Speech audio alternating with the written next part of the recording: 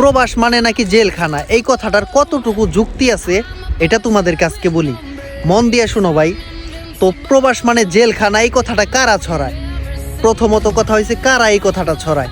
যারা নাকি 2-4-6 মাস থাকে বাধাই দেশে চলে যায় বা কিছু একটা। প্রবাসে ভাই অনেক ধরনের আইন কানুন আছে, শুধু যে কাগজপত্র না থাকলে তোমার দেশে পাঠাই দিব ব্যাপারটা এরকম না।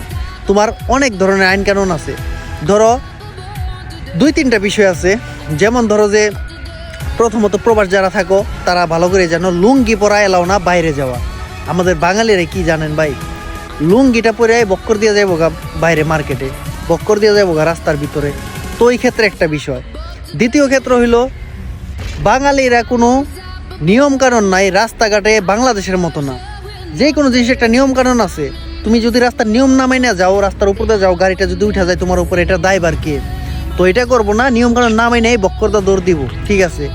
তৃতীয় যে বিষয়টা হইছে, আমাদের বাংলাদেশি ভাইয়েরা মানে এমন করে বিদেশটার এমন বানাই নেয় মনে হয় যে তার নিজের কি বলে এটা জন্মভূমি আর কি, যেইখানে সেইখানে মাছের বাজার বসাই দিব।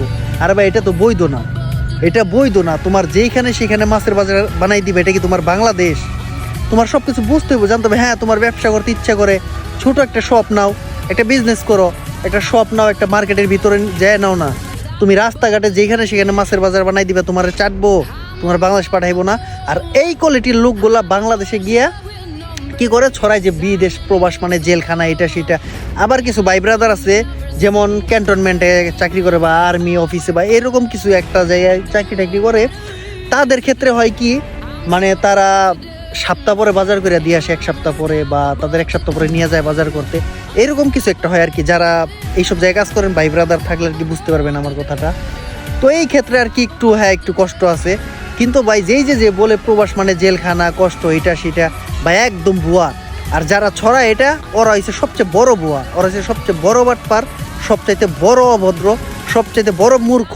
কোনো আইন কানুন না মানার কারণে বাংলাদেশে ঘাড় ধরে পাঠাই দেয়, তারপরে যে এইগুলা ছড়ায় যে প্রবাস মানে জেলখানা।